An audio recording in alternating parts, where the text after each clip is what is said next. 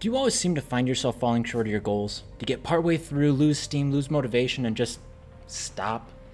The likely culprit is the boring middle. Today I'm going to tell you how I beat it and how you can too after the break. What's up, guys? Welcome back. If you're new here, I'm David. I blog for Fit Thinking and I also record these videos, and I like to talk about fitness, finance, and overall lifestyle optimization. And today we're going to be talking about the boring middle. Have you ever looked back on a goal you were working on but never met and wondered, man, I wonder where I'd be if I would have just stuck with it? I totally have. All throughout my life, I wondered about education, fitness, nutrition, dating when I was younger, you name it. I always just shrugged my shoulders though. And I thought, nah, it's not my fault, right? It's just the way it is. Whatever. And I felt sorry for myself. I failed because of the boring middle. That's the point of a goal where the excitement wears off and the rush of learning or doing something new fades, and you have to fall back on your routines and systems to get you to the finish line. My problem was that I didn't set up the goals properly. I'm willing to bet this may have been an issue for you as well. Before we get into the details of how to consistently achieve your goals, though, let's take a look at what goals actually consist of. I have identified a 5-phase structure to a successful goal. You say, 5 phases? What the hell, man? It's way too much. It's true, they're not crazy, but it's important to understand the framework. These phases apply to goals that are built to succeed, not goals that are built to make you feel good about setting a goal like a New Year's resolution. All right, let's get into it. Phase 1 is conception. Coming up with a goal is great. You have a moment of clarity where you think of something amazing that you want to accomplish and you're gung-ho to put it into action. That's the most basic part of the process, and it can be anything. Do you want to get into shape? Great. Save more for your retirement? Awesome. Be a better spouse? Great.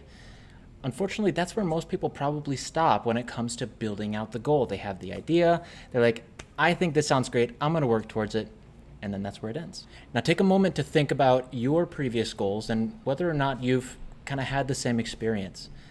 Have you ever said you were going to do something awesome only to find the motivation putter out after a week or two? You may have forgotten the next very important phase, which is planning. Here is where the money is made. If you want to achieve your goals, they need to be better than I'm going to do or have or get this thing. In order to achieve your goals consistently, they need to be specific and realistic. Now, I am very aware of SMART goals. I work in the corporate environment. I understand everything about it. I'm going to stray a little bit away from that here. So let's take a look at the first example from phase 1 and see how it could be better. Get into shape? Not specific, not even remotely. Is the goal to hit a certain weight? Do you want to lift a certain weight at a certain exercise? Do you want to lose a specific number of pounds? Do you want to run a certain distance in a certain amount of time? There could be too many options there to know when you've hit your goal. Now let's take a look at a more refined example. Lift 225 pounds on bench press 4 times in one set. Much better, much better. This goal is specific. It provides the exercise, the weight that the person wants to lift, and the number of reps that they want to lift it at. Something here that's missing is the timeline, and that is intentional. I personally don't feel that timelines are entirely beneficial to goal setting, particularly if it's something that you want to stay engaged in. If you set a timeline and you realize you're not going to hit it, your motivation falls off. What I propose instead is to focus on the systems that will get you to your goal. And how do you make sure that you stick to those systems when you get to the point where things aren't exciting? You make them fun so that it's easy to stick with them. Let's talk about going back to the gym. Let's say you haven't been there in years. If that's the case, you don't set a goal of going 7 days a week and then criticize yourself for not hitting it. That's a guaranteed way to fail. You might miss a day, you might miss 2 days. Life happens. Unexpected things come up. And if you miss it, all of a sudden you're like, well, crap, I already failed. Why keep going? Why try to get this schedule again? Instead, you should start with 2 to 3 days a week and increase the frequency as you progress. Now, this gives you the flexibility to go ahead and pivot. If during the week something happens, you have to pick up your kids instead of your spouse, or you have something where work keeps you late and you don't have the energy, you can still choose within the week what are the 2 to 3 days that you want to go to the gym.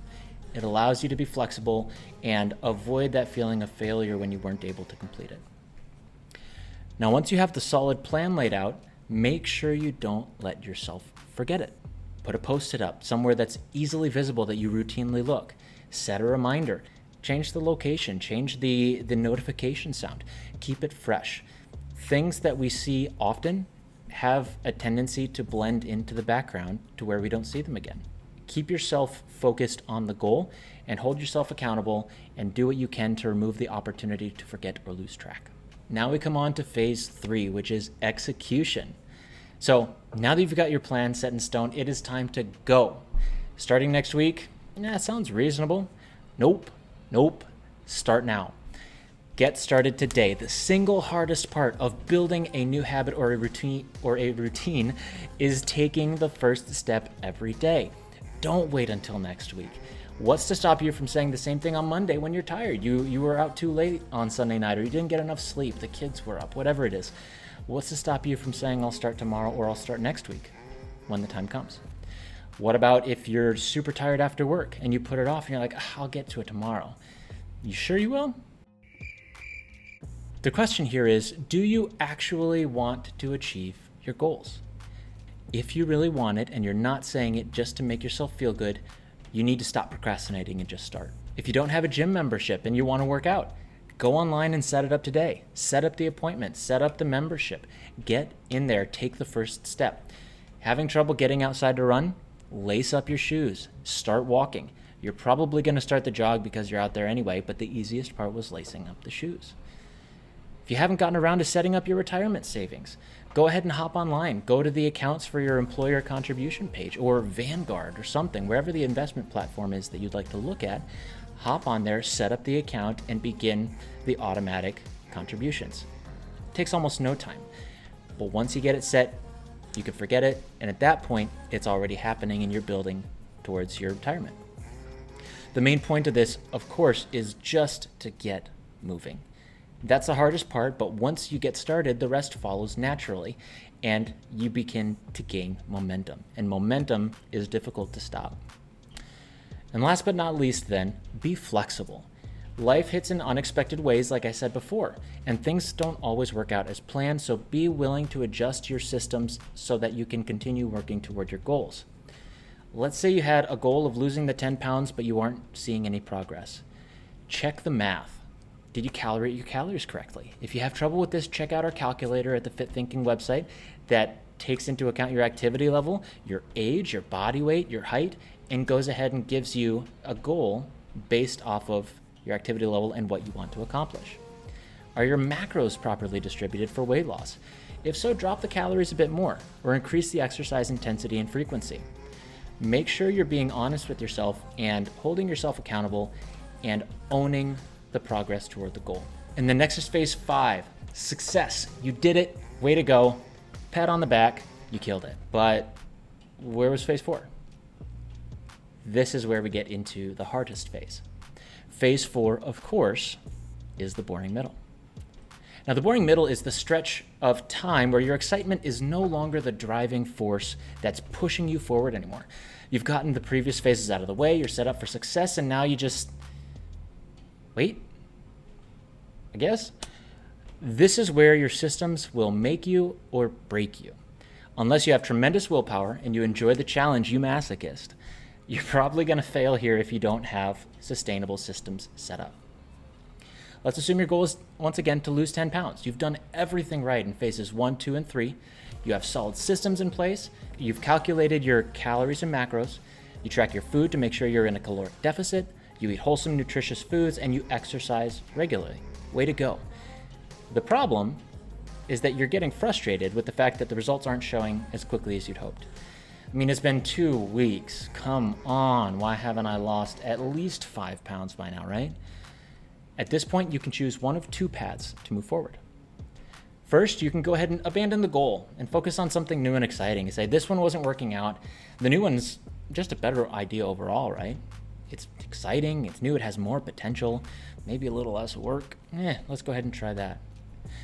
While it may be true that it is easier, it requires less work, it may be more easily attainable, there's also the risk of this being the next goal that you look back on and think, man, I wonder what I would have looked like or where I would have been if I would have just stuck with it. The other path you can do is keep on, make adjustments as necessary, and trust the system. The The question here is that last part. Will you trust the system you've built? You've taken the time to research it, you've calculated, and you've put into action. Will you be flexible with the speed bumps that life throws at you? And it will. It always will. Are you going to change the parameters of your systems to make sure that you're always moving forward? It's hard to do if you haven't experienced the success that will eventually come. I get it. I honestly had the exact same difficulty my entire life. But once I got the taste of that success, the feeling of accomplishment is overwhelming, absolutely overwhelming. Nothing can stop you. You'll want to take on the world, and you will because you know that you can do it. If you're still not convinced, I'll go ahead and give you some examples on how I have made use of this to accomplish some great things in my life. So, first of which is finishing college with honors. I struggled through school my entire childhood and quit college at 19 after a couple semesters. After I went into the military, though, at the age of around 20, I put in the time and I studied after separating. I avoided the stereotypical social engagements of partying or any other distractions. I took on amazing internships to build relevant experience because I knew that I needed that on the way out. All said and done, I finished with just shy of a 3.8 GPA when I struggled all the way through high school. And I got that from a major state school and snatched an incredible high-paying job that was ready for me immediately when I graduated. And to throw a wrench in there, I became a dad along the way. The next one is to acquire, rehab, and rent out an investment property. I researched everything I could on real estate investing for 3 months. I was a sponge. Bought the rental property, DIY'd the rehab with my brother-in-law, and have been renting it out for more than 3 years now with about an 18% return on investment. I have built significant wealth toward financial independence with a plan to retire at around 43 years old. I did the research and continue to learn more every day, and built an ideal balance between frugality, living a life where I spend below my means, but I still have a degree of leisure spending that my wife and I and my kids can still enjoy things. I learned the tax implications and the wealth building strategies through countless articles and books, and now I'm saving and investing around 60% of our income. I also got to 9 to 10% body fat while minimizing muscle loss. I did the research. I did 75 hard. There's a link to that video up here where I review the process. I stuck to my diet with meticulous food tracking, exercised twice a day, and I lost about 15 pounds to finally have those six-pack abs that I was always convinced that I couldn't because genetics just didn't let me. My current goal is to bulk for muscle growth and gain as much lean muscle as possible before cutting to 8% body fat for a natural bodybuilding show in September of 2023.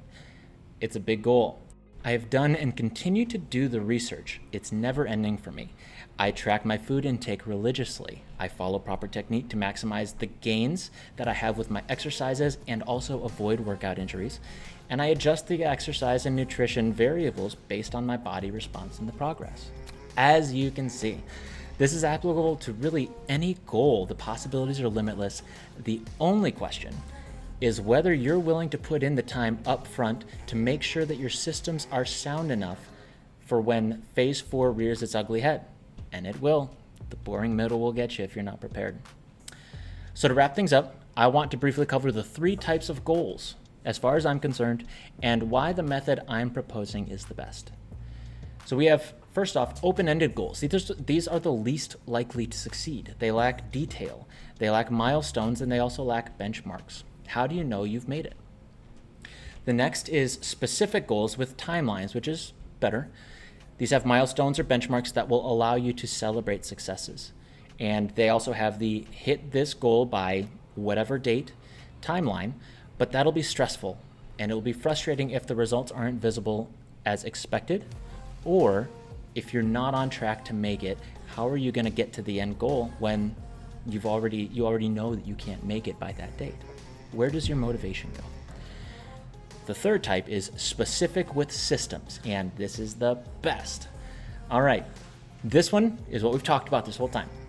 If you build systems to reach your goal that are satisfying and enjoyable, you're gonna have a fun time working towards your goal. It allows for celebration when the milestones are met. You can set your own personal milestones along the way. Visual, data-driven, whatever that is, celebrate those so you can give yourself that pat on the back and you know that you're making that progress. It lets you enjoy the ride. You should enjoy the process of getting to where you want to be instead of sitting here and getting frustrated that you're not there yet. And then instead of failing, you regularly adjust the parameters of your systems to make sure you're making consistent progress without that end time frame, that hard and fast, I need to have it met by this date. You can continually adjust and make sure that the progress is there, and you can stay happy and engaged with your goal. The key point with all of this is that if you enjoy the journey, if you enjoy the work you're putting in to get there, you're far more likely to meet and exceed your goals and be happier in life overall. All right, so what tips or strategies do you guys have to make it through the boring middle? Do you agree with what we're talking about here? Do you have a different way of meeting your goals? Let me know in the comments. Like, subscribe, smash the bell. That's what they're saying. And until next time, I'm out. Thanks, guys.